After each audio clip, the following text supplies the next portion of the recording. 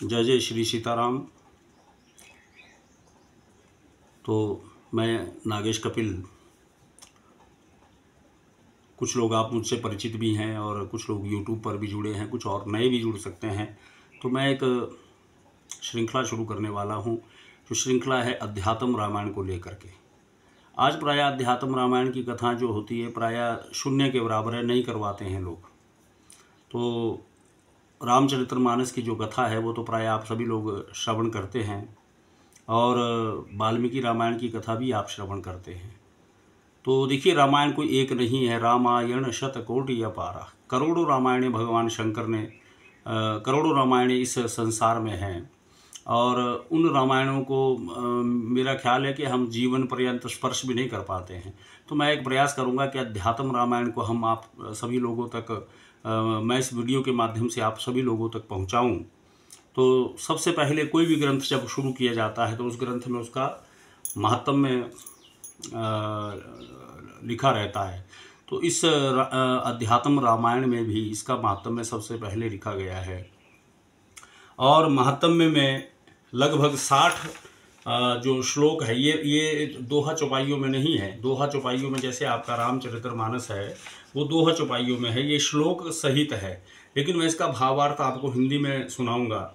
बीच बीच में कोई श्लोक भी बन पड़ेगा तो वो भी मैं जरूर आपको सुनाऊंगा। तो इसमें इसका जो महात्म्य है, इसमें 60 श्लोक लिखे गए हैं, और 60 श्लोकों का जो अर्थ है वही अध्यात्म रामायण का जो है वो महात्म्य है।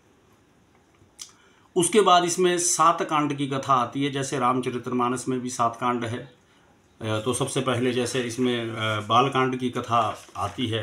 तो बालकांड की जो कथा है उसमें इसको राम जी का हृदय बताया गया है। जो बालकांड है उसको राम जी का हृदय बताया गया है, और इसमें सबसे पहले भार पीड़िता पृथ्वी जो है ब्रह्मादि देवताओं के पास जाती है और अपनी करुण पुकार करती है कि मैं किस प्रकार से पापियों के भार से पीड़ित हूँ। तो ये पहला जो अध्याय है वो है। उसके बाद भगवान का जन्म और उनकी जो बाल लीला है वह उसकी कथा है। इसके बाद विश्वामित्र जी का आगमन, राम और लक्ष्मण उनके साथ जाना, और ताड़का जी का वध, ताड़का का उद्धार करना, ये सब कथाएं। और उसके बाद मारीच, सुबाहु आदि का तथा अहिल्या का उद्धार करना, जैसे कि और कथाओं में भी प्रसंग है, लेकिन मुझे आशा है कि इसमें कुछ नया भी हमको सुनने को मिलेगा। और उसके बाद धनुर्भंग और विवाह, भगवान जी का जो विवाह है उसका वर्णन, और उसके बाद परशुराम जी की जो भेंट है इसी प्रसंग में राम जी के साथ हुई। तो इसी के साथ ये बालकांड जो था यहाँ पर इतनी चर्चाओं के बाद पूरा होगा। तो हम आज से ये श्रृंखला शुरू करने जा रहे हैं। सभी लोग अपने अपने आराध्य का ध्यान करें, अपने अपने इष्ट का ध्यान करें, गणेश जी महाराज का ध्यान करें।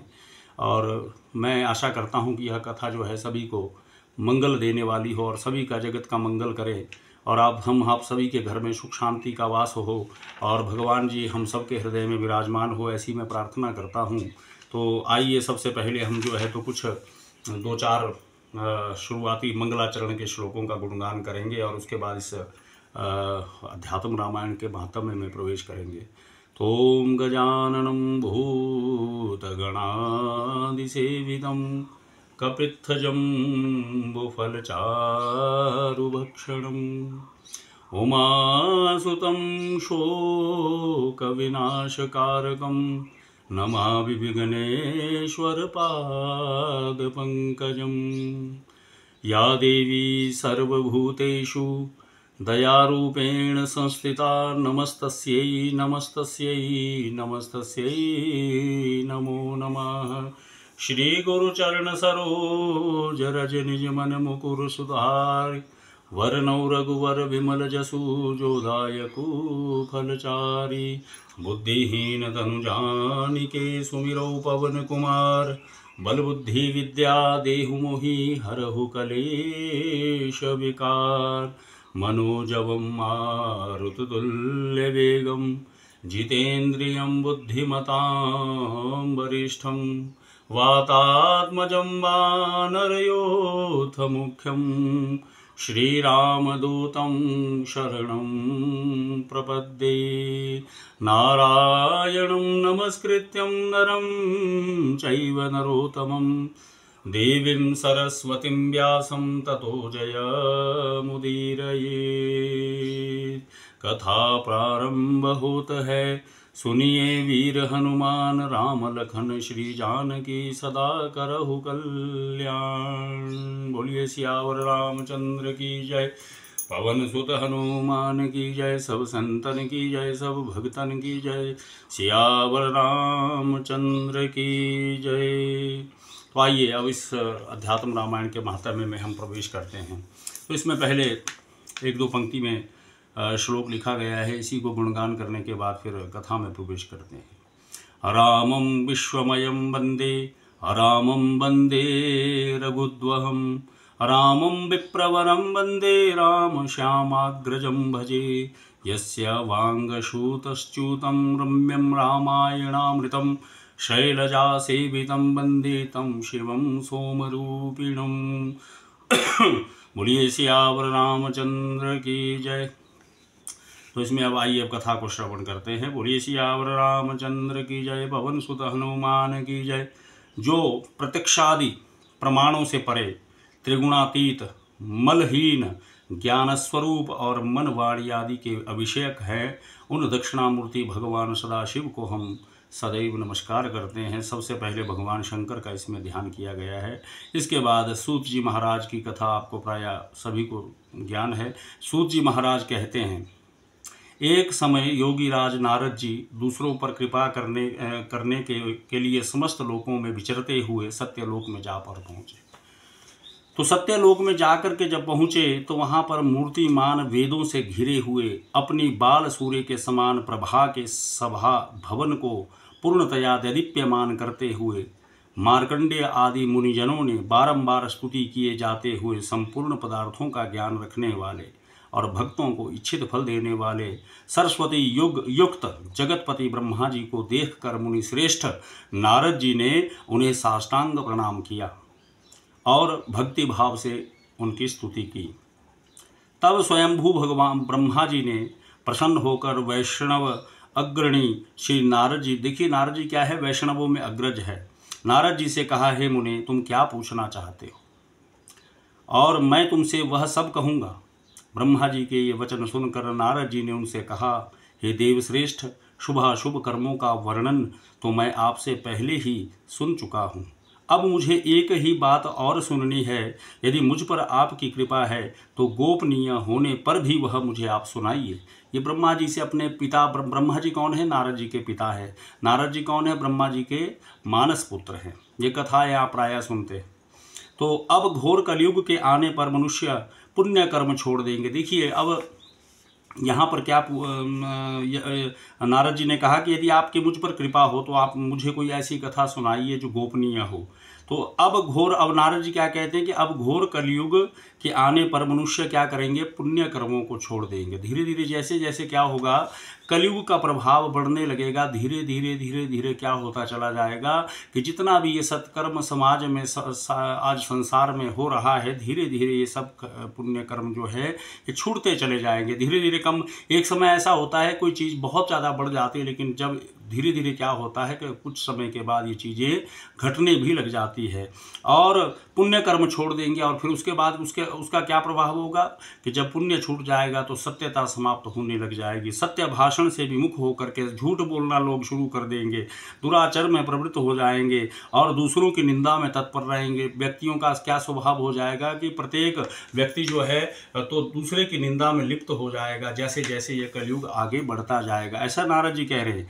और दूसरों के धन की इच्छा करेंगे और दूसरों के निंदक हो जाएंगे, दूसरे की ही निंदा सदैव किया करेंगे, दूसरे के धन की इच्छा रहेगी कि किसका धन मेरे पास कैसे आ जाए, ये तरीके सोचते रहेंगे कलयुग के प्राणी। और पर स्त्री में चित्त लगावेंगे, अपनी पत्नी से को छोड़कर दूसरे की पत्नी के पीछे भागेंगे और पराई हिंसा करेंगे और दूसरे की हिंसा करने का भी कलयुग जैसे जैसे बढ़ता जाएगा वैसे वैसे प्राणी इन सब कामों में लिप्त होते जाएंगे। ये नारद जी कह रहे हैं। वे मूढ़ देह में ही आत्मबुद्धि वाले अपनी अपनी देह में ही आत्मबुद्धि लगाने वाले होंगे, नास्तिक होंगे, भगवान की पूजा से विमुख होंगे और उनकी बुद्धि पशुओं के समान होगी और वे काम के गुलाम होकर क्या करेंगे, स्त्री के भक्त बन जाएंगे, अपनी पत्नी के बड़े प्रेमी बन जाएंगे, उनके आगे पीछे भागते रहेंगे और क्या होगा, माता पिता के द्रोही बनेंगे, अपने माता पिता से द्रोह करने लग जाएंगे। जैसे जैसे कलयुग आगे बढ़ता जाएगा महाराज, ब्राह्मण जो है वो लोभ के लालच में पड़ जाएंगे और लोभ रूपी ग्रह से ग्रस्त होकर वेद को बेच करके अपनी आजीविका चलाने वाले हो जाएंगे। ये ब्राह्मणों की स्थिति होगी। वे धनोपार्जन के लिए ही विद्याभ्यास करेंगे। यदि वो ब्राह्मण जो होगा वो वेद इसलिए पढ़ेगा कि उसको उसके बदले में कुछ धन प्राप्त होगा। ये ब्राह्मणों की स्थिति होगी और विद्या तथा ब्राह्मणत्व के मद से उन्मत्त हो जाएंगे और विद्या के ज्ञान से और ब्राह्मण जाति में पैदा होने के से क्या होगा, उनके अंदर मद उत्पन्न हो जाएगा और वो अभिमानी हो जाएंगे। और फिर ये नहीं कि ब्राह्मणी, उसके बाद क्षत्रिय और वैश्य गण भी स्वधर्म को त्यागने वाले अपने धर्म को त्याग देंगे तथा अपनी जाति के कर्मों को छोड़ करके प्रायः दूसरों को ठगने ही वाले होंगे और दूसरी जाति के लोगों को ठगेंगे। ये कलयुग के आगे जैसे जैसे कलयुग आगे बढ़ता जाएगा वैसे वैसे ये सब होने लग जाएगा। इसी प्रकार जो शूद्र होंगे वे भी ब्राह्मणों के आचार में तत्पर हो जाएंगे। जो शूद्र जाति के लोग होंगे वो ब्राह्मणों का जैसा व्यवहार और सत्कर्म करने लग जाएंगे और तथा स्त्रियां प्रायः भ्रष्टाचारिणी, और महिलाओं की बात करें तो स्त्रियां जो है भ्रष्टाचारिणी हो जाएंगी और अपने पति का अपमान करने में निडर होंगी, अपने पति का अपमान किया करेंगी और निसंदेह वे अपने सास ससुरों से द्रोह करेंगी, अपने सास ससुर की सेवा नहीं करेंगी। और इन नष्ट बुद्धियों का परलोक में किस प्रकार सुधार होगा। परलोक में हम किस लोक में के गामी है, हम इस समय मृत्यु लोक में हैं और परलोक कहाँ है, जो अभी जहाँ अभी हमको जाना है। तो परलोक के मार्ग में जाने वाला जो पथिक होता है, यदि वो ऐसे कर्म करेगा तो फिर उसको परलोक कैसे प्राप्त होगा, तो ये उनका परलोक कैसे सुधरेगा, इस चिंता में मेरा चित्त निरंतर व्याकुल रहता है, ऐसा देवऋषि नारद जी कहते हैं। जिस सुगम उपाय से इनका परलोक सुधर सकता हो वह आप मुझे बतलाइए, क्योंकि आप सभी कुछ जानते हैं, ऐसा ब्रह्मा जी से देवऋषि नारद जी ने कहा है। तो देवऋषि नारद जी के वचन सुनकर कमलासन ब्रह्मा जी बोले। कमल के ऊपर विराजमान ब्रह्मा जी कहते हैं, हे नारद, तुमने बहुत अच्छी बात पूछी, मैं तुम्हें उसे बतलाता हूँ, तो श्रद्धापूर्वक सुनो। पूर्व काल में भक्त वत्सला पार्वती जी ने श्री राम तत्व की जिज्ञासा से त्रिपुर विनाशक भगवान शंकर से विनय पूर्वक प्रश्न किया था और तब अपनी प्रिया से श्री महादेव जी ने जिस गूढ़ रहस्य का वर्णन किया था वह उत्तम पुराण अध्यात्म रामायण के नाम से प्रसिद्ध हुआ है। और देखिए यहाँ पर ब्रह्मा जी क्या कथा सुनाते हैं कि पूर्व काल में भगवान शंकर ने माता पार्वती को यह अध्यात्म रामायण सुनाया है और अब जगत जननी पार्वती जी उसका पूजन कर रात दिन उसी का मनन करती हैं और आत्मानंद में मग्न रहती है। जिस समय प्राणियों के सौभाग्य से उसका लोक में प्रचार होगा उस समय उसके अध्ययन मात्र से लोग शुभ गति को प्राप्त करेंगे। इस अध्यात्म रामायण को जो सुनने का जो फल है वो क्या होगा कि शुभ गति को लोगों को प्राप्त होगी। इस अध्यात्म रामायण को सुनने का ये लाभ है महाराज। और संसार में ब्रह्म हत्या आदि जिसने ब्रह्म हत्या भी करी है वह उन सब ब्रह्म हत्यादि पाप तभी तक रहेंगे जब तक अध्यात्म रामायण का प्रादुर्भाव नहीं होगा। यदि किसी व्यक्ति से ब्रह्म हत्या भी हो जाती है तो यदि वह अध्यात्म रामायण के पाठ को कर ले अथवा उसके पाठ को सुन ले तो उस ब्रह्म हत्या के पाप से भी वह व्यक्ति मुक्त हो सकता है। कलयुग का महान उत्साह अभी तक निशंक रहेगा जब तक संसार में अध्यात्म रामायण का उदय नहीं होगा। यमराज के शूरवीर दूत तभी तक निर्भय विचरण करते रहेंगे। ये अध्यात्म रामायण का प्रभाव है महाराज। अध्यात्म रामायण कह रही है कि तब तक ही ये यमराज के शूरवीर दूत तभी तक निर्भय राज्य कर सकते हैं, विचरते रहेंगे जब तक कि अध्यात्म रामायण के संग में कोई व्यक्ति जाता नहीं है। और संपूर्ण शास्त्रों के में परस्पर विवाद तभी तक रहेगा तथा महापुरुषों को भी भगवान राम स्वरूप तभी तक दुर्बोध रहेगा जब तक संसार में अध्यात्म रामायण का प्रकाश नहीं होगा। और हे मुनि श्रेष्ठ, मैं अध्यात्म रामायण के कीर्तन और श्रवण आदि से होने वाले फल का पूर्णतया वर्णन नहीं कर सकता, तथापि हे अनघ, मैं तुम्हें उसका थोड़ा सा महत्व में सुनाता हूँ। इसे पूर्व काल में मुझसे शिवजी ने कहा था, तुम सावधान होकर के सुनना। ब्रह्मा जी कह रहे कि मुझे भी ये महत्व में जो है वो किसने कहा है? भगवान शंकर ने कहा है। ये ब्रह्मा जी कह रहे हैं किसको? देव ऋषि नारद को। बोलिए सियावर रामचंद्र की। और मुझसे जो शिव जी ने कहा तुम भी उस कथा को सावधान होकर के सुनो, क्योंकि कथा जब भी श्रवण करनी चाहिए तो बड़े सावधानी से श्रवण करनी चाहिए। और जो पुरुष अध्यात्म रामायण का एक अथवा आधा श्लोक भी भक्ति पूर्वक पढ़ता है, अध्यात्म रामायण का फल बता रहा हूँ, वह तत्क्षण पाप मुक्त हो जाता है। यदि एक श्लोक भी पढ़ लेता है, यदि एक श्लोक भी पाठ नहीं कर सकता है तो कम से कम आधे श्लोक का पाठ भी कर ले तो तत्क्षण वह पापों से मुक्त हो जाता है। ऐसा अध्यात्म रामायण के महात्म्य में लिखा हुआ है, 29वें श्लोक में लिखा है। और जो इस अध्यात्म रामायण को नित्य प्रति अनन्य बुद्धि से भक्ति पूर्वक यथाशक्ति सुनाता है, और जो सुनाने वाला है उसके लिए भी 30वें श्लोक में क्या लिखा है कि वह भी जीवन मुक्त कहलाता, वह भी जीवन मुक्त हो जाता है। ये नहीं कि श्रवण करने वालों को इसका लाभ है, इसका लाभ सुनाने वाले को भी मिलता है। और हे मुनि, जो पुरुष आलस्य छोड़कर, जो आलस्य को छोड़कर भक्ति भाव से प्रतिदिन अध्यात्म रामायण का पूजन करता है। लेकिन देखिए अब ये पूजन की महिमा बताई। यदि अध्यात्म रामायण का नित्य भक्ति श्रद्धा से पूजन भी व्यक्ति कर ले तो उसे अश्वमेघ के फल मिल जाता, अश्वमेघ यज्ञ का फल प्राप्त हो जाता है। पूजा करने मात्र से, पढ़ना तो दूर की बात है, लेकिन इस ग्रंथ की पूजा करने मात्र से ही उसको जो है अश्वमेघ यज्ञ का फल प्राप्त हो जाता, मेध यज्ञ का फल प्राप्त होता है। जो मनुष्य दूसरों को से अनियम पूर्वक अनादर से भी अध्यात्म रामायण श्रवण करता है, यदि कोई अध्यात्म रामायण की इस कथा को अनादर उस अध्यात्म रामायण में श्रद्धा ना होते हुए भी श्रवण कर लेता है, वह भी पातक से छूट जाता है। देखिए इसका प्रभाव क्या है। जो कोई अध्यात्म रामायण के निकट जाकर उसे नमस्कार करता है और जो अध्यात्म रामायण के निकट जाकर उसको देखकर उसको प्रणाम कर लेता है, वह समस्त देवताओं की पूजा का फल प्राप्त कर लेता है। ये अध्यात्म रामायण का, इसमें कोई निसंदेह नहीं, इसमें संदेह नहीं है। जो पुरुष अध्यात्म रामायण की संपूर्ण पुस्तक लिखकर, यदि कोई व्यक्ति इस पुस्तक को देख करके लिख ले और लिखकर राम भक्तों को दे दे, राम भक्तों में बांट दे, तो उसे जो पुण्य होगा उसका फल सुनो। देखिए यदि हम आप लोगों को भी इसका अपना कुछ कल्याण करना है, यदि हम पाठ भी नहीं कर सकते हैं तो कुछ अध्यात्म रामायण की पुस्तकें गीता प्रेस की ले लो, और गीता प्रेस की पुस्तकों को क्या करो, ब्राह्मणों में बंटवा दो, और जिनको इस ग्रंथ में रुचि हो अथवा जो राम जी के भक्त हो उनमें बंटवा दो, और उसे वह फल मिलता है जो वेदों के पढ़ने में और शास्त्रों की व्याख्या करने से भी संसार में दुर्लभ हो जाता है। वो फल उस व्यक्ति को प्राप्त होता है जो एक कथावाचक व्यक्ति को भी प्राप्त नहीं होता है। अगर वो व्यक्ति कम से कम यदि कोशिश करे कि अपने हाथ से लिख ले। उस समय प्रिंट मीडिया का जमाना नहीं था जिस समय ये ग्रंथ लिखे गए, नहीं तो ये लिख देते कि प्रिंट करवा करके। अब तो प्रिंटेड किताबें आती है, अगर जी आप लिख नहीं सकते हैं तो खरीद करके उनको, वर्तमान समय की आपको बात बता रहा हूँ, खरीद कर भी उनको उन लोगों में बंटवाएं जो राम जी के भक्त हों अथवा जो अध्यात्म रामायण में रुचि रखते हैं उनको बंटवा दें। बोलिए सियावर रामचंद्र की। तो इसको बंटवाने का क्या फायदा होगा, जो वेदों में पढ़ने से और शास्त्रों की व्याख्या करने से भी संसार में दुर्लभ है। जो नरश्रेष्ठ राम भक्त एकादशी को उपवास करके सभा में अध्यात्म रामायण की व्याख्या करता है, और हे वैष्णव श्रेष्ठ, उसके पुण्य का फल बताता हूँ। जो व्यक्ति क्या करता है, एकादशी का व्रत करता है अथवा कहीं सभा में, कहीं सभा लगी हो या कहीं पर अध्यात्म रामायण की कथा हो रही हो और कोई कथावाचक उस अध्यात्म रामायण की कथा सुना रहा है, उसके फल की श्रुति बताई।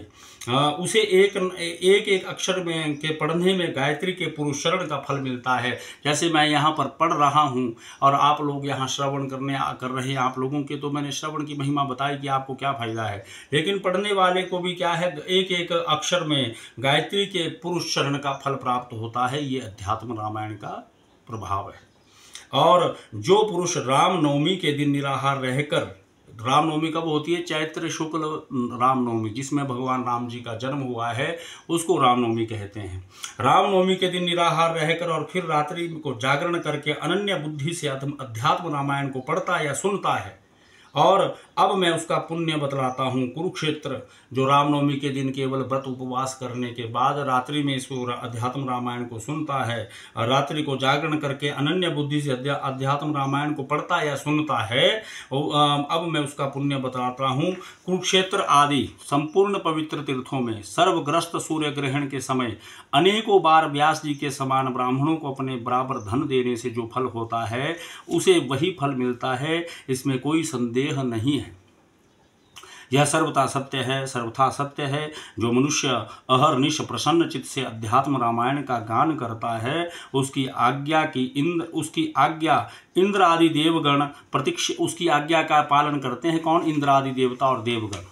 ये अध्यात्म रामायण के महत्व में बताया गया है। और अध्यात्म रामायण का नित्य प्रति नियम पूर्वक पाठ करने से मनुष्य जो कुछ कर्म करता है वह करोड़ गुना हो जाता है। ये अध्यात्म रामायण के महात्म्य का वर्णन है। इस अध्यात्म रामायण में से जो पुरुष खूब समाहित होकर श्री राम हृदय का पाठ करता है और वह ब्रह्म हत्यारा भी हो तो 3 दिन में ही पवित्र हो जाता है। और जो पुरुष हनुमान जी की प्रतिमा के समीप प्रतिदिन 3 बार मौन होकर श्री राम हृदय का पाठ करता है वह समस्त इच्छित फल प्राप्त करता है। और यदि कोई पुरुष तुलसी या पीपल के निकट श्री राम हृदय का पाठ करे तो वह एक एक अक्षर पर अपनी ब्रह्म हत्या जैसे पापों को दूर कर देता है। हे मुने, श्री राम गीता का महात्म में पूरा तो महादेव जी ही जानते हैं, उनके आधा पार्वती जी जानती है और उनसे आधा मैं जानता हूँ, सो उसे पूरा कह भी नहीं सकता। उसमें से भी थोड़ा सा तुम्हें सुनाया, जिसके जानने मात्र से चित्त तत्काल शुद्ध हो जाता है। हे नारद, जिस पाप को श्री राम गीता ने नष्ट नहीं किया वह संसार में कभी किसी तीर्थादि से भी नष्ट नहीं हो सकता है। मैं सदा ढूंढने पर भी उस पाप को नहीं देख सकता हूँ और ऐसा कोई पाप ही नहीं है जो श्री राम गीता से नष्ट नहीं होता है। जिस गीता अमृत को भगवान राम ने उपनिषद सागर का मंथन करके निकाला, फिर बड़ी प्रसन्नता से लक्ष्मण को दिया, मनुष्यों को चाहिए कि उसका पान करके अमर हो जाए। पूर्व काल में सहस्त्र अर्जुन के वध की इच्छा से जमदग्नि नंदन श्री परशुराम जी धनुर्विद्या का अभ्यास करने के लिए श्री महादेव जी के पास रहते थे। उस समय राम गीता का अध्ययन करते हुई पार्वती जी इसे यत्न पूर्वक सुनकर भी तुरंत ही हृदयंगम कर इसका पाठ करते करते श्री नारायण जी के कला रूप हो गए। यदि कोई पुरुष ब्रह्म हत्या आदि घोर पापों से मुक्त होना चाहे तो केवल 1 मास राम गीता का पाठ करने से छूट सकता है। और बुरे दान, निषिद्ध भोजन और खोटी बोलचाल आदि से भी जो पाप होता है उसे राम गीता जो है पाठ मात्र से नष्ट कर देती है। जो पुरुष शालिग्राम शिला के आगे, तुलसी या पीपल के पास अथवा यदि जनों के सामने राम गीता का पाठ करता है उसे वह फल मिलता है जो वाणी का विषय भी नहीं है, जो जिस फल का वर्णन भी नहीं किया जाता, वाणी भी उसको कहने में असमर्थ है। ये फल बताया अध्यात्म रामायण में। और जो मनुष्य श्रद्धा से राम गीता भक्ति पूर्वक पाठ करके ब्राह्मणों को भोजन कराता है उसके वे समस्त पितृगण ब्रह्म भगवान विष्णु के परम धाम को जाते हैं। जो पुरुष एकादशी के दिन निराहार और जितेंद्रिय रहकर द्वादशी को अगस्त्य वृक्ष के नीचे बैठ करके राम गीता का पाठ करता है वह साक्षात राम रूप ही हो जाता है। उसकी समस्त देवगण पूजा करते हैं। राम गीता का पाठ करने से मनुष्य बिना किसी दान, ध्यान अथवा तीर्थ स्नान के भी अक्षय फल प्राप्त करता है। हे नारद, और अधिक क्या कहा जाए, जो वास्तविक बात है वह सुन करके श्रुति, स्मृति, पुराण और इतिहास आदि सैकड़ों शास्त्र श्री अध्यात्म रामायण की एक तुच्छ कला के समान भी नहीं है। और यह अध्यात्म रामायण का महत्व है। श्री ब्रह्मा जी ने मुनिराज नारद से कहा, इसे जो मनुष्य श्रद्धापूर्वक सुनता है और पढ़ता है और वह देवताओं से पूजित होकर श्री विष्णु के भगवान का पद प्राप्त करता है। बोलिए सियावर रामचंद्र की। ब्रह्मांड पुराणे उत्तरखंडे अध्यात्म रामायण महात्म में जो है हम भगवान राम जी के चरणों में अर्पित करते हैं। ओम कथा विसर्जन होत है, सुनिए वीर हनुमान, राम लखन श्री जानकी सदा करहु कल्याण। बोलिए सियावर रामचंद्र की जय। उमापति महादेव की जय। सब संतन की जय, सब भक्तन की जय। मेरा सभी लोगों से पुनः निवेदन कि आज हमने अध्यात्म रामायण के महात्म्य का आपको सुनाया। अगले पार्ट में, दूसरे पार्ट में हम आपको अध्यात्म रामायण के बालकांड की अब राम जन्म की कथा में सीधा प्रवेश करेंगे। तो मेरी आशा है कि इस वीडियो को हम ज़्यादा से ज़्यादा शेयर करेंगे, लाइक करेंगे और अपने दूर दूर तक सभी लोगों के पास इस वीडियो को भेजेंगे यूट्यूब के माध्यम से। मेरा सभी को एक बार पुनः प्यार भरा नमस्कार। जय सिया राम, जय जय सीताराम।